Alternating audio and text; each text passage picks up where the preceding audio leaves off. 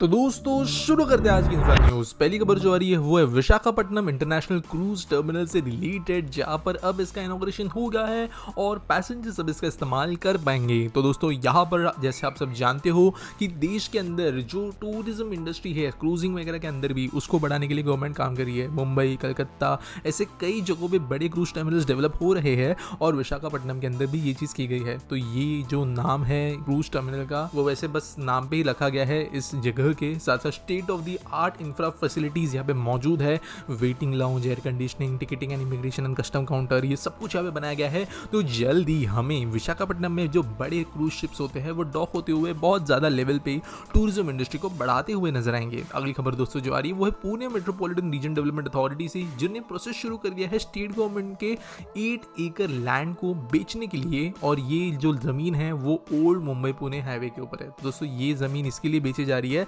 ताकि जो metro project है उसके लिए फंड्स जुटाए जा सके। तो स्टेट कैबिनेट 2019 ने वैसे ये ऑप्शन दिया था कि ये जमीन बेच के वैसे गवर्नमेंट जो है यहाँ पर पैसे जुटा सकती है मेट्रो के लिए। गवर्नमेंट ने कहा है कि वो ये जो 8 एकड़ की जमीन है इसको 500 करोड़ रुपए की कीमत तक बेच सकेंगे ई ऑक्शन के जरिए। ये उनका वैसे टारगेट है। अब देखते कितने में एक्चुअल में जमीन बिकती है। और वैसे करंटली पीएमआरडी को डायरेक्ट फाइनेंशियल असिस्टेंस की जो जरूरत है वो 1200 करोड़ की है। तो उसमें से एक सिग्निफिकेंट चंक ये जमीन बेच के आ जाएगा। अगली खबर दोस्तों जो आ रही है वो है national highway authority of India से आ रही है, जहां पर हरित महामार्ग के ऊपर या ग्रीनफील्ड कॉरिडोर के ऊपर शुरू हो गया है काम पुणे बेंगलुरु एक्सप्रेसवे के ऊपर। तो दोस्तों यहाँ पर जो एक एनएचएआई के कंसल्टिंग इंजीनियर है उन्होंने बात करते हुए ये बहुत बड़ा कि जो 700 किलोमीटर का रोड है वो यहाँ पर अब तेजी से बनना शुरू हो जाएगा। यहाँ पर 40,000 करोड़ रुपए इसके लिए स्पेंड किए जाने वाले हैं। 8 लेन का रोड होगा और 120 किलोमीटर पर आवर की स्पीड से यहाँ पर एक कंप्लीटली न्यू हाईवे बनेगा, यानी पुराने अलाइनमेंट से पूरा अलग होगा, जो कि लोगों को हेल्प करेगा। अगली खबर दोस्तों जो आ रही है वो है कोलकाता मेट्रो रेलवे से,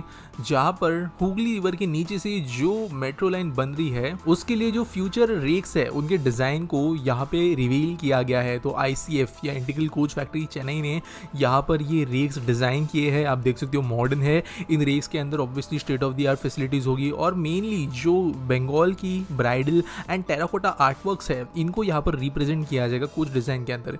यूएसबी चार्जिंग पोर्ट्स यहाँ पर होंगे और पैसेंजर्स को सीट के नीचे लगेज रखने के लिए भी जगह होगी। ग्रैब हैंडल्स अच्छे तरीके के होंगे, एंटी स्किड फ्लोज होंगे, फायर एक्सटिंग्विशर होंगे, टॉक पैक कम्युनिकेशन सिस्टम होगा मोटरमैन के साथ में।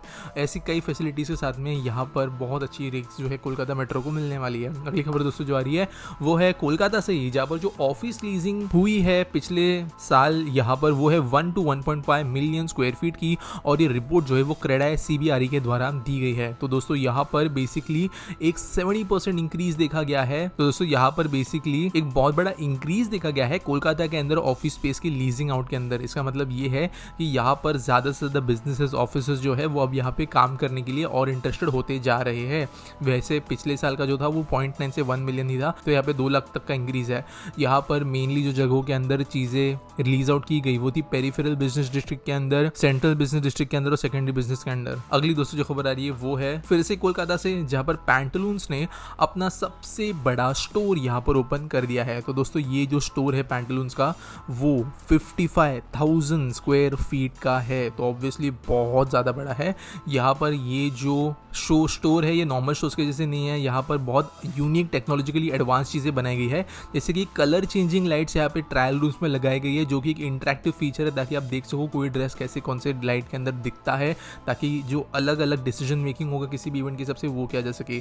डिजिटल फैशन आइलैंड्स बनाए जाएंगे जहाँ पर डिजिटली देख सकते हो कोई कपड़ा आपके ऊपर कैसे लगेगा वगैरह। और बाद में भी कई दूसरी चीज़ों को यहाँ पर इंक्लूड किया गया है। कोलकाता के यहाँ पे लोकल चीज़ों को भी इंक्लूड किया गया है जो यहाँ पर वाइब्रेंसी लाएगी स्टोर में। और साथ साथ आदित्य बिरला ग्रुप जिनके अंतर्गत पैंटालून्स आता है उन्होंने कहा है कि ये जो स्टोर है यहाँ पर मल्टीपल जो उनके ब्रांड लाइनअप्स है women's wear, men's wear, kids wear, accessories, footwear वगैरह के अंदर ये सब कुछ एक स्टोर में देखने मिलेगा। तो 55,000 स्क्वायर फीट एक स्टोर के लिए बहुत बड़ी जगह है कपड़ों की। अगली दोस्तों खबर जो आ रही है वो है भोपाल से, जहाँ पर जो वीआईपी रोड के नाम से जाने जाने वाला रोड है उसको जल्दी 8 लेन कर दिया जाने वाला है। तो दोस्तों भोपाल के अंदर एक काइंड ऑफ बहुत इंपॉर्टेंट रोड ये है और इसके प्रिलिमिनरी कंसेंट का काम भी शुरू है और फाइनल स्टेप्स जल्दी प्रोजेक्ट को लिए जाएंगे। ये बेसिकली रोड जो है ये करेंटली 2 लेन का बनता है लाल घाटी इंटरसेक्शन से लेकर एयरपोर्ट के बीच में, अभी 8 लेन का होने वाला है। कुछ फ्लाईओवर्स भी यहाँ पर बनेंगे और अप्रूवल जो है दिया जाएगा जल्दी। अगली खबर दोस्तों जो आ रही है वो है वेस्ट बंगाल से, जहाँ पर श्री सीमेंट ने अपना इनॉग्रेशन कर दिया है एक न्यू सीमेंट ग्राइंडिंग यूनिट का, जो कि 3 MTPA कैपेसिटी के साथ में चलेगा पुरुलिया डिस्ट्रिक्ट के अंदर वेस्ट बंगाल में। तो दोस्तों यहाँ पर जो CM है स्टेट के ममता बनर्जी, उनके द्वारा ये अनाउंसमेंट की गई और यहाँ पर 550 करोड़ रुपए का इन्वेस्टमेंट श्री सीमेंट ने किया है इस प्लांट को लगाने के लिए। बंगाल का सीमेंट सेक्टर वैसे काफी बड़ा है ऑलरेडी, उसके अंदर ये एक एडिशन है। अगली खबर दोस्तों जो आ रही है वो है चेन्नई मेट्रो रेल कॉर्पोरेशन से, जिन्होंने एक मोमेंटस माइलस्टोन अचीव किया है अपनी हिस्ट्री के अंदर और इन्होंने अब तक के अपने पैसेंजर फ्लो का सबसे बड़ा अमाउंट रिकॉर्ड किया है।